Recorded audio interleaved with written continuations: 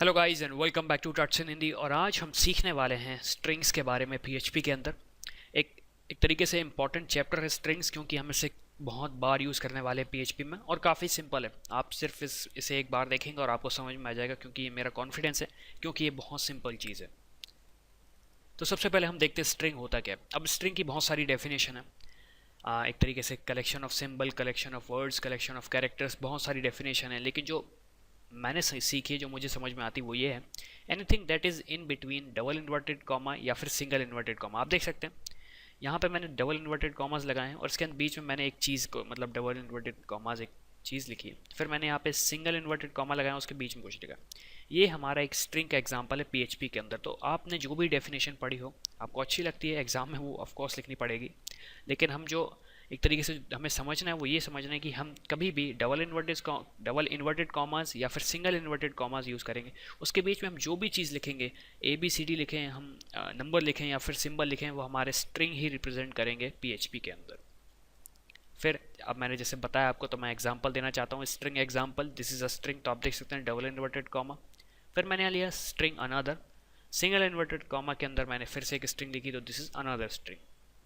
तो एक simple concept है स्ट्रिंग का, जैसे कि मैं आपको बता रहा हूँ।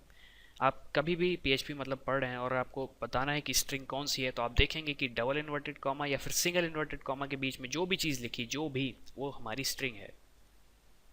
फिर एक कंसेप्ट आता है स्ट्रिंग कॉन्कैटिनेशन का। ये एक इंपॉर्टेंट कंसेप्ट है और आपको सिंपल है और काफ़ी आसानी से समझ में आएगा। जैसे कि मैंने यहाँ पर डेफिनेशन लिखा, connection slash joining two separate string into a single string. इसका मतलब ये हुआ कि हमारे पास दो सेपरेट स्ट्रिंग हैं, उन्हें हमें एक साथ जोड़ना है और एक साथ रखना है, तो उसके लिए हम कॉन्कैटिनेशन का कंसेप्ट यूज़ करते हैं पीएचपी के अंदर। हालांकि स्ट्रिंग कॉन्कैटिनेशन हर जगह यूज़ होता है, पीएचपी में डिफरेंट है, क्योंकि इसमें हम डिफरेंट सिंबल यूज़ करते हैं कॉन्कैटिनेशन के। जैसे कि आप देख सकते हैं एग्जाम्पल मैंने लिया string one, this is a string one. फिर मैंने एक स्ट्रिंग टू ली, this is a string two. अब मुझे इन दोनों को एक साथ जोड़ना है, तो मैंने यहाँ पे लिखा final string equals to string one. तो यहाँ पे आएगा दिस इज स्ट्रिंग वन। मैंने यहाँ पे एक डॉट सिंबल यूज़ किया। डॉट का मतलब ये है कि ये दो चीज़ों को जोड़ रहा है, दो स्ट्रिंग्स को जोड़ रहा है। और फिर यहाँ पे मैंने स्ट्रिंग टू लिखी, तो यहाँ पे हमने दो स्ट्रिंग्स को जोड़ा। अब हम कोड करके देखते हैं और समझते हैं कि एग्जैक्टली होता क्या है। चलिए गाइस, तो अब हम स्ट्रिंग से काम करते हैं, सॉरी मतलब पीएचपी में स्ट्रिंग सीखते हैं। अब सबसे पहले मैं आपको एक चीज़ बताना चाहता हूँ, यहाँ पे अपाचे सर्वर आप स्टार्ट कर लीजिए, क्योंकि अगर नहीं करेंगे तो ये वर्क नहीं करने वाला। दूसरी चीज़, यहाँ पे मैंने फोल्डर बनाया lesson04 स्ट्रिंग्स नाम का। उसके अंदर मेरी फाइल है index.html, जिसे आप देख रहे हैं अपने सामने। आप चाहें तो सारे कोड को कॉपी कर सकते हैं, लेकिन अगर आप चाहते हैं सिर्फ स्ट्रिंग पे आपको काम करना है, तो आप एक पीएचपी का ऐसे ब्लॉग बनाइए और इसके अंदर आप काम कर सकते हैं स्ट्रिंग्स का। तो चलिए हम स्टार्ट करते हैं स्ट्रिंग्स के साथ काम करना। अब जैसे कि मैंने आपको बताया था, स्ट्रिंग एक सिंपल चीज़ होती है जो कि डबल इन्वर्टेड कॉमास के अंदर होती है, या फिर स्ट्रिंग होती है जो कि सिंगल इन्वर्टेड कॉमास के अंदर बीच में होती है। तो आप देख सकते हैं यहाँ पे मैंने दो स्ट्रिंग्स बनाई हैं, एक सिंगल इन्वर्टेड कॉमा, एक डबल इन्वर्टेड कॉमा। कोई भी डिफरेंस नहीं है। डिफरेंस आगे चल के मैं बताऊंगा आपको कि उसमें क्या डिफरेंस आता है। तो जब जैसे मैं आउटपुट करवाना चाहता हूँ पहली स्ट्रिंग को, तो मैं यहाँ पे लिखूँगा एको स्ट्रिंग और मैं अपने वेब ब्राउज़र पे आऊँगा और यहाँ पे रिफ़्रेश करूँगा इसे।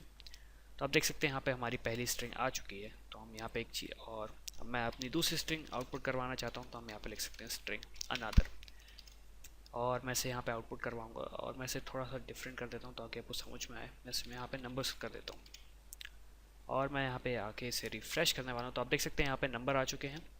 हमारी ये पहली स्ट्रिंग हुई, ये हमारी दूसरी स्ट्रिंग हुई। अब यहाँ पे हम एक और स्ट्रिंग ले सकते हैं कि अगर आपको थोड़ा बहुत कन्फ्यूज़न है कि हम स्ट्रिंग के अंदर क्या क्या कर सकते हैं, तो हम यहाँ पे लिख सकते हैं अगेन, और इसके अंदर हम सारे सिम्बल्स लगाते हैं। और यहाँ पे मैंने सारे सिम्बल्स लगा दिए हैं। तब मैं यहाँ पे लिखूँगा एको स्ट्रिंग अगेन, और यहाँ पे मैं इसे सेव करूँगा और मैं वेब ब्राउज़र पे आके इसे रिफ़्रेश करूँगा। तो आप देख सकते हैं यहाँ पे सिंबल आ चुके हैं।